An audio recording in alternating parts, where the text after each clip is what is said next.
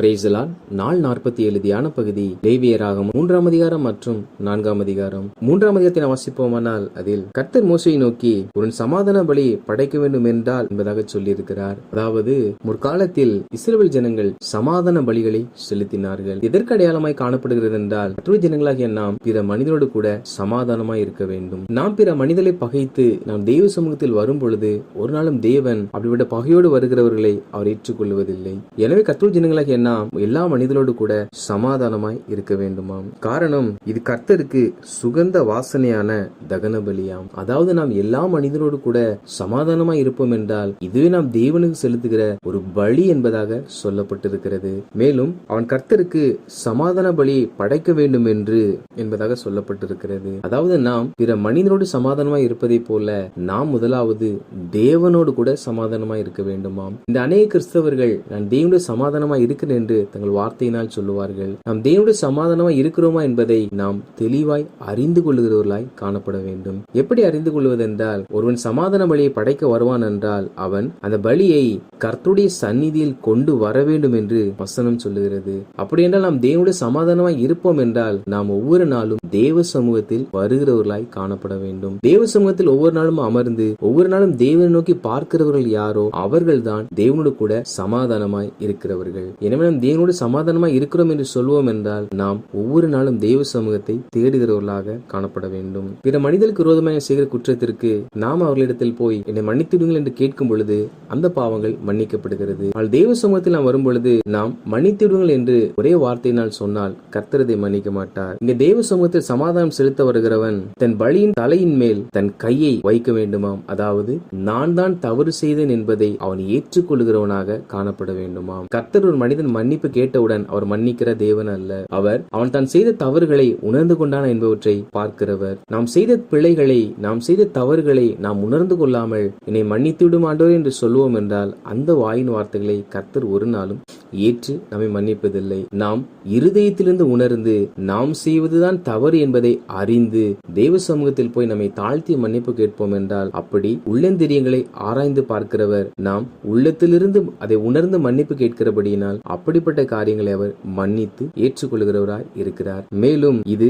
கர்த்தருக்கு இடும் தகன ஆகாரம் என்பதாக சொல்லப்படுகிறது. எதுவென்றால் நம் தேவனுக்கு சமாதான பலிகள் செலுத்துவது அவருக்கு ஒரு ஆகாரமாய் இருக்கிறதா. அதாவது நம் தேவனோடு கூட ஒவ்வொரு நாளும் சமாதானம் உள்ளவர்களாக ஐக்கியம் உள்ளவர்களாய் காணப்படுவது ஆண்டவராகிய தேவனுக்கு ஒரு விருந்து படைப்பதற்கு சமமாய் பார்க்கப்படுகிறது. பசியா இருக்கிற ஒரு மனிதன் ஆகாரம் புசிக்கும் பொழுது அவன் திருப்தி அடைகிறான். அதே போல தேவனாகிய கர்த்தர் மனிதர்கள் தன்னோடு கூட சமாதானமாய் இருக்கும் பொழுது அவர் திருப்தி அடைகிற தேவனாய் இருக்கிறாராம். எனவே தேவ பிள்ளைகளாகிய நாம் ஒவ்வொரு நாளும் மானானது நீருடைய வாஞ்சிப்பதை போல தேவ சமூகத்தை வாஞ்சிக்கிறவர்களாக காணப்பட வேண்டும். காரணம், தேவன் நாம் ஒரு சமூகத்தில் வந்து அவரோடு சமாதானமாய் ஐக்கியமாய் இருக்கிறதை அவர் விரும்புகிறார். 4ஆம் அதிகாரத்தை வாசிப்போமானால் அதில் கர்த்தருடைய ஜனங்கள் கர்த்தருடைய கட்டளைகளை மீறி பாவம் செய்வார்கள் என்றால் பாவம் மன்னிக்கப்படுவதற்கு அவள் என்ன செய்ய வேண்டும் என்ற கட்டளையை தேவனாகிய கர்த்தர் மோசேக்கு வெளிப்படுத்தினார். மனிதர்கள் பாவம் செய்யாமல் இருக்க வேண்டும் என்றே தேவனாகிய கர்த்தர் விரும்புகிறார்.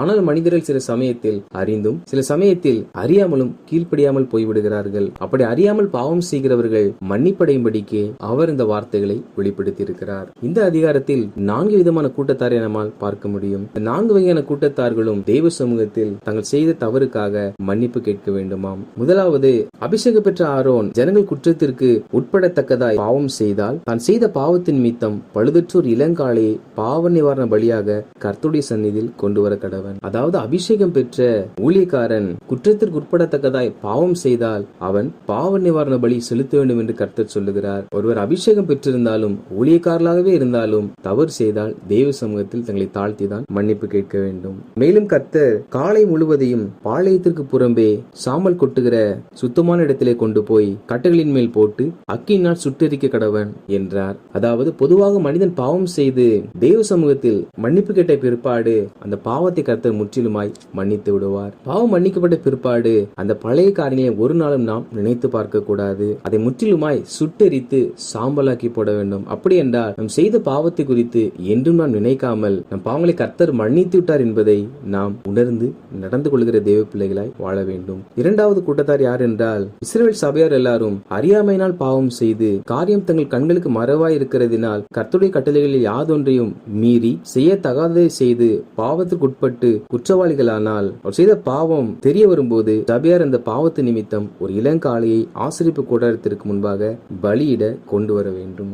அதாவது ஒரு சபை, ஒரு குடும்பம் கர்த்தருக்கு விரோதமாய் பாவம் செய்யும் என்றால் அவர்கள் அறிந்து செய்தாலும் அறியாமல் செய்தாலும் அது பாவம் என்று தெரிய வரும் பொழுது அவர்கள் அந்த பாவம் நிவர்த்தி செய்யப்படும்படிக்காக தேவ சமூகத்தில் வர வேண்டுமாம். அதிலும் சபையின் மூப்பர் கர்த்தருடைய சந்நிதியில் தங்கள் கைகளை அதன் தலையின் மேல் வைக்க கடவர்கள். பின்பு கர்த்தருடைய சந்நிதியில் அந்த காளையை கொல்ல வேண்டும். ஒரு சபை தவறு செய்யும் பொழுது அந்த சபையினுடைய மூப்பர்களே அதற்கு பொறுப்பெடுத்து அவர்களே அந்த பாவம் நிவர்த்தி செய்யும்படி அதற்கான எல்லா வேலைகளையும் செய்ய வேண்டுமாம். ஒரு சபையில் மூப்பர் என்றால் ஒரு குடும்பத்தில் அந்த குடும்ப தலைவன். அவர்களே தார்மீகமா இந்த பொறுப்பேற்றுக் கொண்டு தாங்கள் செய்த தவறு என்பதை உணர்ந்து தேவ சமூகத்தில் அதற்கென்று தங்களை தாழ்த்தி அந்த குடும்பத்தை நடத்துகிறவர்களாய் காணப்பட வேண்டும். அப்படி அவர்கள் உணர்ந்து ஒரு சபை, ஒரு குடும்பம் தங்கள் பாவத்தை அறிக்கை செய்யும் பொழுது அதற்கான பரிகார பலி அவர்கள் செலுத்தும் பொழுது ஆசிரியர் அவர்களுக்காக பாவ நிறுத்தி செய்வான். அப்பொழுது அது அவர்களுக்கு மன்னிக்கப்படுமாம். முற்காலத்தில் பலி செலுத்தினார்கள். இந்த நாட்களில் நாம் அதை உணர்ந்து இயேசு நமக்காய் பலியானபடியினால் ஒரு சபை,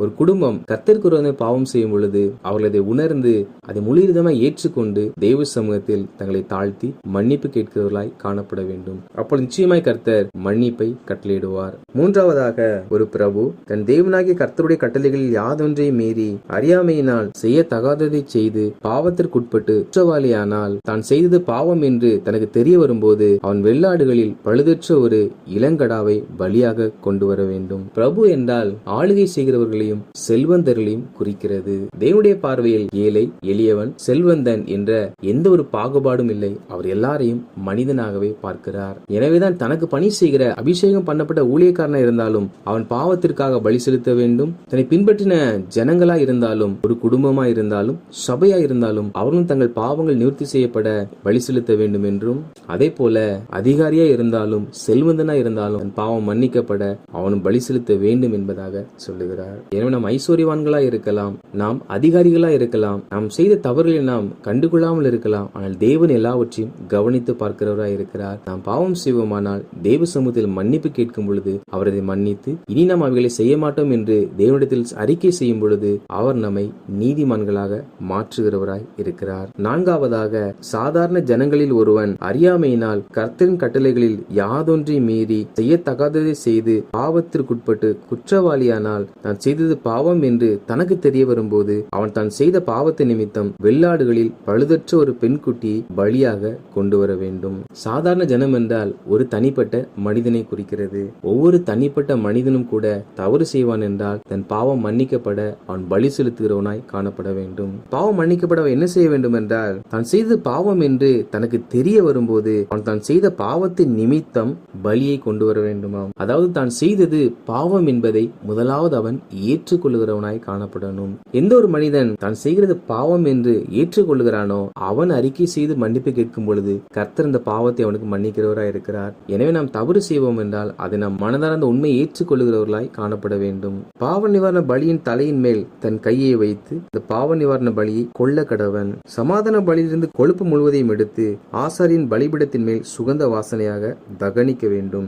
அப்பொழுது அது அவனுக்கு மன்னிக்கப்படும் என்பதாக சொல்லப்பட்டிருக்கிறது. இரண்டு வகையான பலிகளை நம்மால் பார்க்க முடியும். ஒன்று பாவ நிவாரண பலி, இன்னொன்று சமாதான பலி. ஒரு மனிதன் தான் செய்யப்பட்ட பாவம் மன்னிக்கப்பட வேண்டும் என்றால் அவன் பாவ நிவாரண பலியும் செலுத்த வேண்டும், சமாதான பலியும் செலுத்த வேண்டும். பாவ நிவாரண பலி என்பது தான் செய்து பாவம் என்பதை குறிக்கிறது. சமாதான பலி என்பது கர்த்தர் இந்த மனிதனை மன்னித்து ஏற்றுக்கொள்வதை போல அவன் சுற்றிலும் இருக்கிற எல்லா மனிதர்களையும் மன்னித்து ஏற்றுக்கொண்டு அவர்களோடு கூட சமாதானமாய் இருக்கிறவனாய் காணப்பட வேண்டும். எனவே தேவ சமூகத்தில் மன்னிப்பு கேட்கும் பொழுது நம் பாவம் மன்னிக்கப்பட நாம் சுற்றிலும் இருக்கிற எல்லாரோடு கூட சமாதானமாய் இருக்கிறவர்களாக, எல்லாரையும் நாம் மன்னிக்கிறவர்களாக காணப்பட வேண்டும். வாசித்த இந்த அதிகாரியின்படி கர்த்தருடைய ஜனங்களாகிய நாம் பிற மனிதனோடு கூட சமாதானமாய் இருக்க வேண்டும். அதே சமயத்தில் தேவனோடு கூட சமாதானமாய் இருக்க வேண்டும். மேலும் நாம் அபிஷேகம் பெற்ற ஊழியர்களாய் இருந்தாலும், ஒரு சபையாக, ஒரு குடும்பமாக இருந்தாலும், ஒரு அதிகாரியாக, செல்வந்தர்களாக இருந்தாலும், ஒரு தனிப்பட்ட மனிதனாய் இருந்தாலும் தவறு செய்வோம் என்றால் நாம் அதற்கு தேவ சமூகத்தில் அதை ஏற்றுக்கொண்டு அவரிடத்தில் அறிக்கை செய்கிறவர்களாய் காணப்பட வேண்டும். காணப்படும் பொழுது